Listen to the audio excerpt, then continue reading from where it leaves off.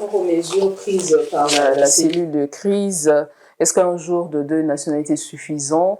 La suspension de l'enrôlement seulement à Brazzaville alors que le pays tout entier est touché. Nous sommes en face d'un drame. Et je pense que le drame, comme il ne peut pas se mesurer avec un décamètre, et toutes les mesures que nous faisons pour y faire face sont, par principe, les bienvenues, mais toujours insuffisantes. Un jour, oui, mais on aurait pu faire 50 jours de deuil, que ça reviendrait à la même chose. À la même chose, ça va les régler. Donc il y a ça. Le problème, c'est, comme le disent mes confrères, mes collègues, il faut que nous retournions à la matrice du problème. Le rapport, il n'est pas présent. Sebonzila demande une commission d'enquête indépendante qui va travailler en face ou avec la commission mixte annoncée par le procureur. Par le porte-parole du gouvernement. Par le porte-parole du gouvernement, pardon. Je dis, mais le problème, c'est que... Mais il a annoncé aussi que les résultats de cette enquête seront publiés d'ici peu. Donc on attend. C'est une proclamation, un effet d'annonce. Chacun s'est produit, nous n'avons pas encore un rapport substantiel. Il y a eu les 2 catastrophes de Mvongoti. Il n'y a pas eu d'enquête, diligentée et qui reste dans les annales qu'on peut consulter. Il y a eu Bila, justement. L'enquête, où est-ce qu'elle en est?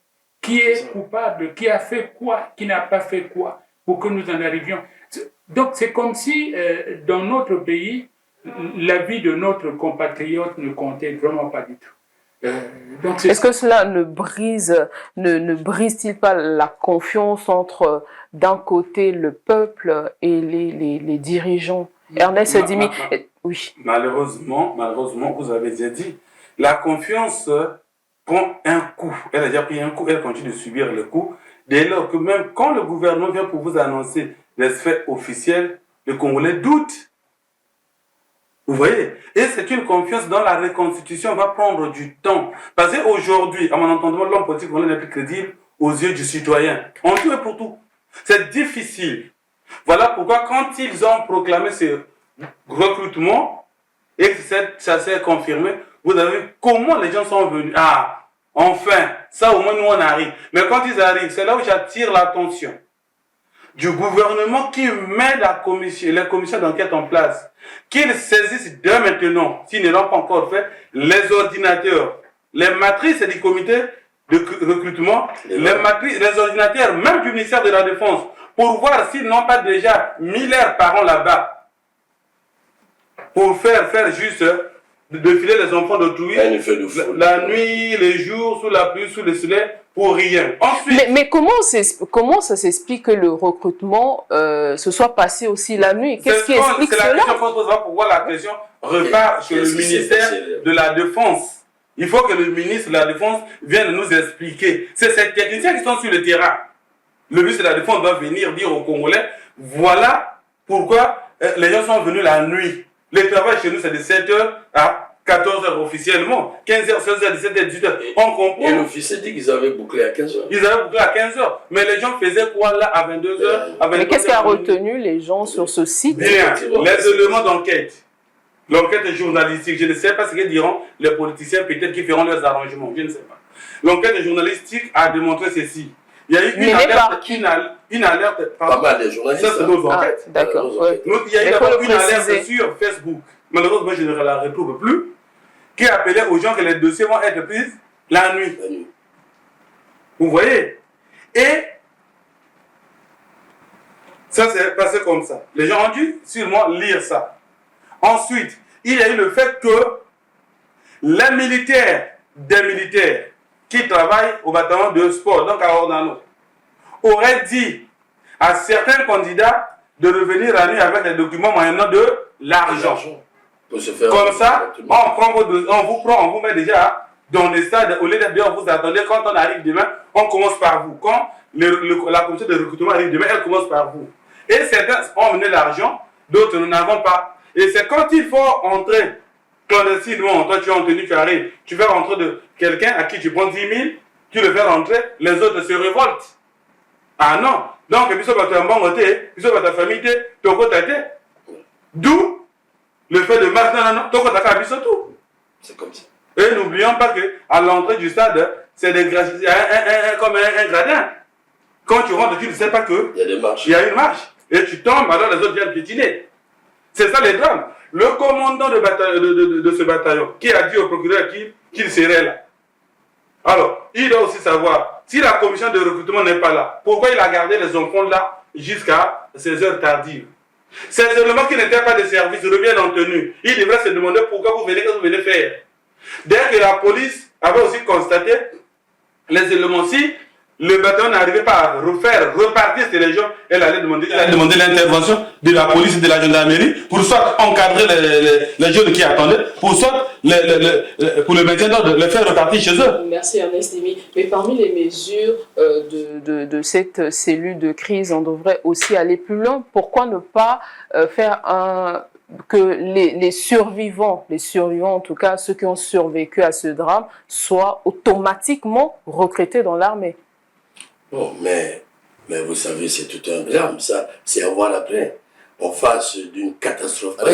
Je pense qu'on ne peut pas encore comment. Ils ne peuvent pas réfléchir sur le recrutement. Parce que ce qui pose problème ici, il faut mesurer le risque politique de la chose. Le politique, c'est. Demi l'a démontré, nous constatons.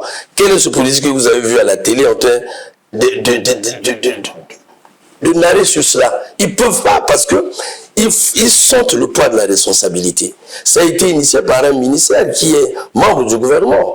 Donc aujourd'hui, moi je pense que l'État congolais doit penser d'abord comment sévère les morts, comment entretenir les malades, ainsi de suite. C'est après. Ça c'est des propositions. C'est des propositions qui viendront après. Moi je pense que ce qui est essentiel aujourd'hui, c'est de savoir, comme il a dit, ce qui s'est passé. Sinon, le gouvernement peut emballer les gens. Ça, je le dis. La justice peut emballer les gens. Mon doyen vient de le dire. Quand je parle emballer, ça veut dire quoi? Vous savez, le 4 mars est différent de cet événement. Pourquoi? Le 4 mars n'a jamais été préparé. Il n'y a pas un sujet qui a voulu de cela. Tu vois? L'accident, vous dites, c'est des catastrophes. Mais ici, c'est un appel de l'État aux enfants. Voilà. Mais vous appelez des foules alors que vous avez besoin de 1500 seulement. Alors, ça c'est quelle organisation? Et vous acceptez, si vous faites envahir par des foules, son système de contenance, ça veut dire au Congo, il n'y a pas la gestion des catastrophes. Cependant, quand vous voyez à la télé, il y a des experts qui vous disent ça. Le ministre Ibomo n'arrête pas de démontrer le travail qu'il est en train de battre. Donc, ministre de l'économie numérique. Voilà, donc l'armée ne pouvait pas créer un petit site. Alors que lui, il a un site, moi j'ai un site. Créer un petit site pour l'enrôlement. Alors la question que je me pose, pourquoi appeler tous ces jeunes désœuvrés dans un stade à une telle heure? Et en ce moment, vous voulez que quelqu'un ne réponde pas? Mais il y a des auteurs. Les gens doivent répondre. C'est la question, c'est ce qu'on ne veut pas dire. À chaque acte des auteurs, parce qu'il y a eu l'appel, on a bombardé tout ça juridiquement, on doit condamner parce que vous avez bombardé la publicité. Pourquoi? Pour le faire venir. Mais lorsque votre mécanisme est défaillant, mais vous devez comparaître. Donc lorsqu'on parle d'enquête aujourd'hui, malheureusement aussi, je le dis souvent, quand le procureur fait ses sorties, il sache une chose. Il s'annonce aux Congolais, c'est lui qui le dit. Mais les Congolais l'attendent au résultat, surtout qu'il y a mort d'homme. Dans la publication que les gens soient inculpés, que les responsabilités soient établies dans ce drame. Ça, c'est facile à faire. Mais Romik a jugé ma question assez trop précipitée. C'est parmi les annonces aussi. Qu'est-ce qu'on va faire des victimes, ceux qui ont survécu à ce drame? Est-ce que leur recrutement dans l'armée, évidemment, ne devrait pas être automatique? Écoutez, est-ce que c'est une compensation, ça? Je veux dire, moi, je suis devenu militaire parce que il y avait 37 morts le jour où on nous recrutait. Ce n'est pas un grade, ce n'est pas un diplôme.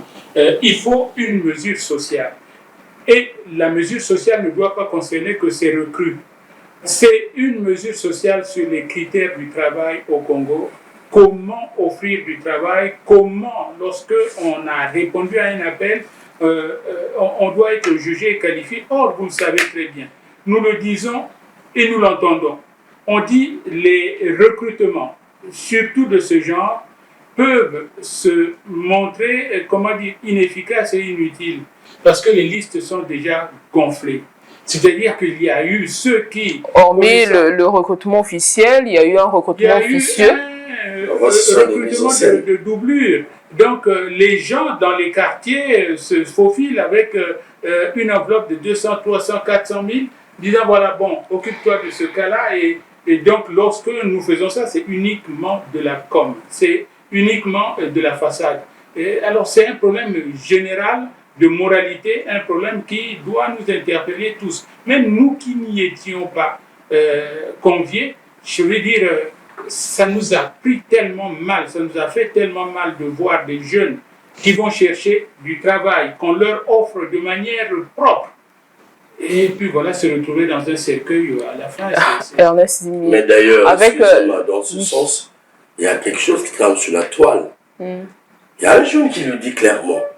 Et pourquoi lorsqu'on recrute à la fonction publique, on bombarde pas la communication, la com comme ça, et lorsqu'on recrute, il dit même à la CNCS, même à la douane. Mais ça se passe dans les coulisses. Mais vous voyez que là, on appelle tous les jeunes parce qu'il s'agit de l'armée.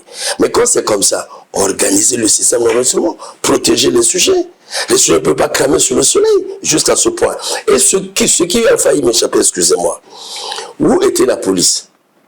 Où était la gendarmerie? Où étaient les sapeurs-pompiers? Où étaient les services de renseignement? Je le dis pourquoi?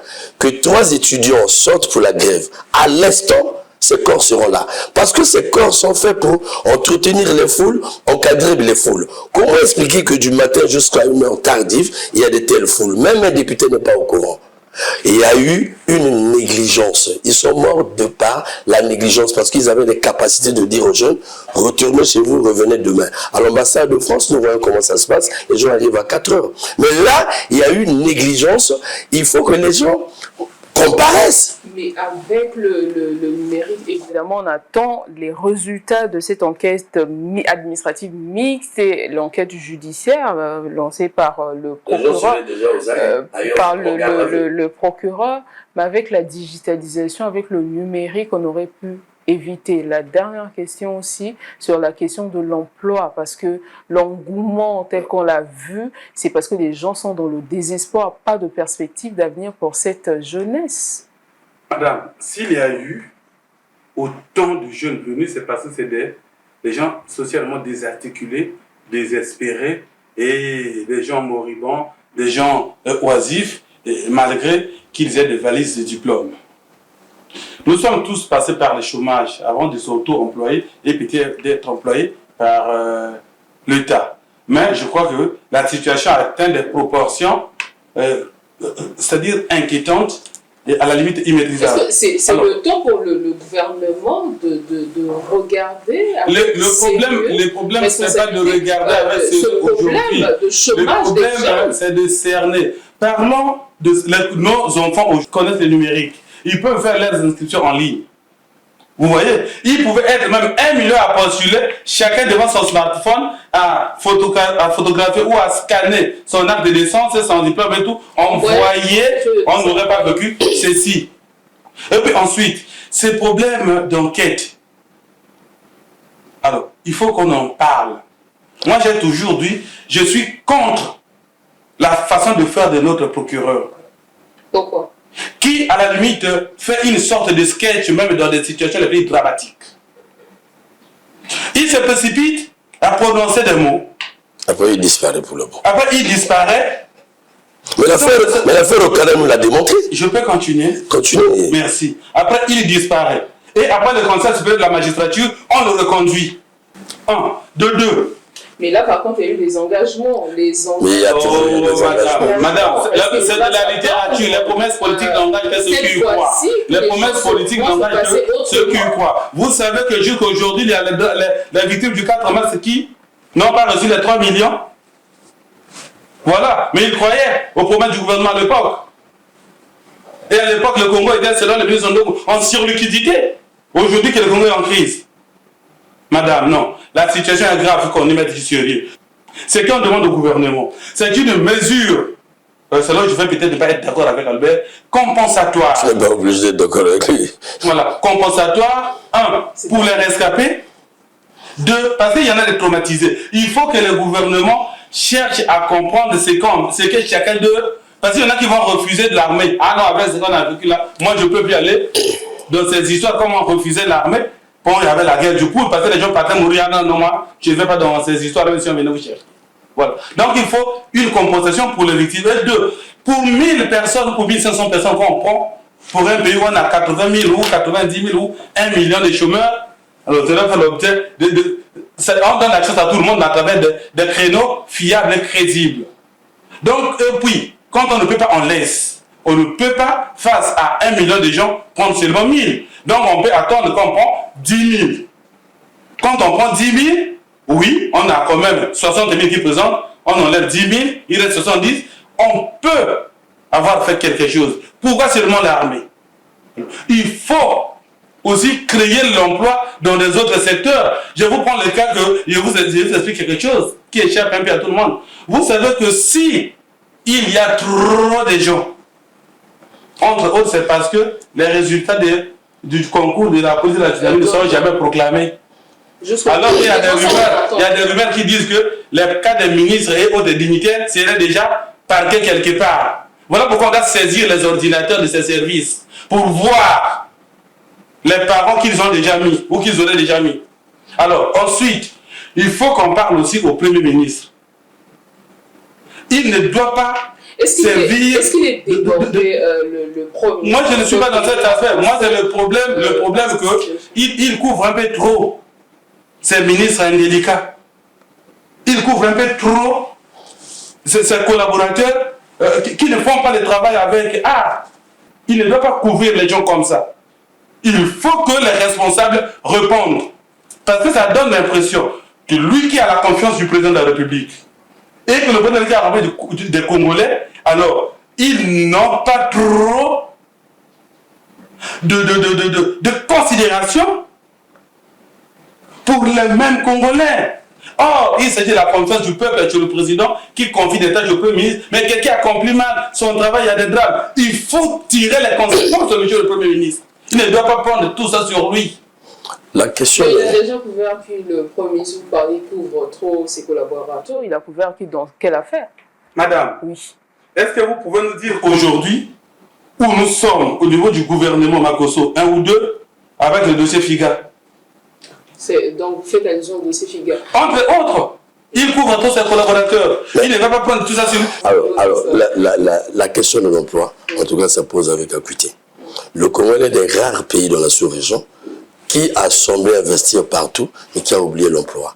Or, nous écoutions dans ce pays. Mais pourtant, à chaque discours fin de l'année sur l'état de la nation, le président ne cesse de revenir sur la question de l'emploi, de mettre le jeune... Pourquoi je le dis? Je le dis. Vous voyez bien là où nous avons investi. À peine qu'on faisait le bilan des investissements qui ne répondent pas à l'attente des jeunes, on vient nous bâtir les tours jumelles. Combien de milliards logés? Et quand vous le dites, il y a ceux qui ne comprennent pas que le besoin est crucial et le gouvernement est en face d'une réalité. Je parle de problème de l'emploi. J'ai l'impression qu'au Congo, lorsqu'on parle d'emploi, on a des vieux schémas, des schémas qui n'ont pas évolué. Qui a dit aux Congolais que la fonction publique est un débouché? Mais ailleurs, on ne parle même pas de la fonction publique. Allez à la fonction publique aujourd'hui. Je dis bien le ministère de la fonction publique, mais vous avez des gens qui sont nommés, qui ont des postes, mais qui n'ont pas de table pour s'asseoir. Ils sont dehors. Et quand vous êtes à l'intérieur, vous avez l'impression d'être dans une salle de classe. Ça ne fait pas beau pour une fonction publique. Un État qui se respecte, en France, lorsqu'on dit recrutement militaire, on va vers du social. Je prends mon grand témoin. C'est des enfants désœuvrés. Vous ne pouvez pas sacrifier vos licenciés, vos maîtrisards pour les envoyer à l'armée, alors que vous parlez de développement. Mais c'est ça tout le problème. Le fait que nous n'avons pas la politique de la création de l'emploi, c'est ça qui pousse les politiques à dire, bon, où est-ce qu'on avait promis aux Congolais, il faut créer quand même des créneaux. C'est pas bien. Quand vous emmenez tous les intellectuels à l'armée, nous savons ce qu'est notre armée.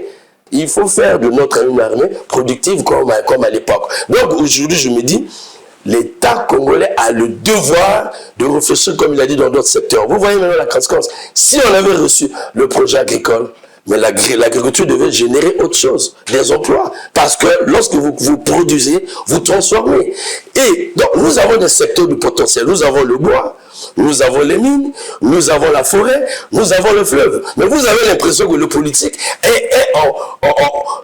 l'inspiration du politique a séché. Franchement, L'inspiration a tari. On a de l'argent, on ne sait plus où mettre de l'argent. Mais je pense que cet incident doit interpeller les gouvernants pour dire il est temps de réfléchir ou créer des emplois, entretenir ce monde. Sinon, chaque jour, un enfant, ils seront submergés. Est-ce que cet incident, ce drame du stade Ornano, devait être un signal interpellateur du gouvernement pour qu'il regarde la question de l'employabilité au Congo, de l'emploi? Assurément, ça sans nul doute. C'est peut-être vraiment le déclic qu'il fallait. Malheureusement, cela va nous coûter des vies de concitoyens qui ont été sacrifiés, mais s'il fallait en passer par là, maintenant on le comprend mieux. Peut-être que donc le gouvernement, ça aussi on oublie de le dire, mais l'appel d'air est venu de ce fameux discours du président de la République où il disait, voilà, je crois qu'il parlait à l'armée, éveillée de fin d'année, là, de l'armée. Oui, en 2023, nous allons recruter 1 millier de jeunes. Et puis voilà. Donc c'était déjà préparé. La jeunesse était déjà préparée à recevoir une gratification. Et surtout, elle était dans le besoin. Et puis voilà. Donc nous sommes là et comme l'ont dit mes collègues, il y a des débouchés dans ce pays, mais on donne l'impression que l'armée, d'ailleurs, les recrutements tels qu'ils se font comme cela, amènent notre armée à être une armée de simple administration, de simple décor. Il n'y a pas vraiment la véritable nécessité à faire. Nous ne sommes certainement pas en guerre, nous ne préparons pas de guerre. Les pays qui sont en guerre autour de nous, nous les connaissons. Nous n'avons aucune raison de, je pense, il faut toujours prévoir bien entendu, mais vraiment ici, il ne s'agit pas d'une mesure de prévoir un cercueil pour avoir une quiétude dans 1 an ou dans 2 ans. C'était vraiment pas l'occasion.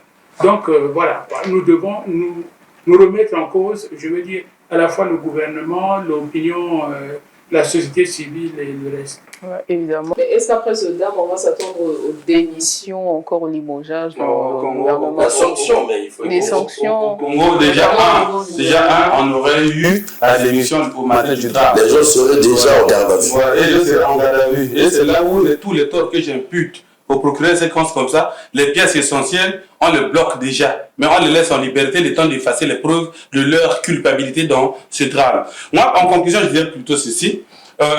Le Premier ministre, quand il était à l'enseignement et peut-être à la jeunesse, a toujours eu un petit tact de prendre des situations parfois catastrophiques et chercher à créer quelque chose d'une opportunité pour régler certains nombre de problèmes. De la même façon qu'il s'est battu pour essayer un peu d'emmener le télétravail ou les téléenregistrements des candidatures aux examens d'État pendant cette période, les histoires pour les cours sur Internet pendant cette période, je crois que ces drames devraient lui permettre également... Ce recrutement a montré aussi les faiblesses de notre administration, comment l'administration congolaise fonctionne.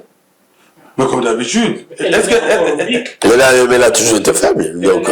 Madame, quand vous allez dans les séminaires internationaux, quand vous voyez quelqu'un avec un carnet, avec des cahiers, tout ça, des papiers, pendant que les autres sont dans les... C'est un Africain. C'est un Congolais. C'est un Congolais. Ouais, bloc-notes, et puis voilà, ça c'est un Congolais. Voilà.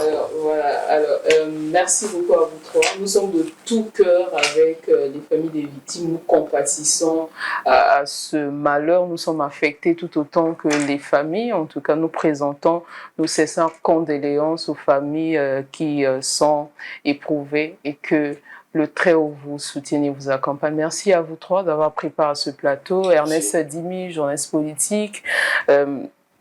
Romy Kokila, journaliste politique également, Abel Miandukouta, directeur de publication de la Semaine africaine. À vous également, merci pour votre attention. Aux équipes techniques, merci pour la réalisation. Restez avec nous car l'information revient tout à l'heure. Évidemment, on continue de suivre l'évolution de cette situation.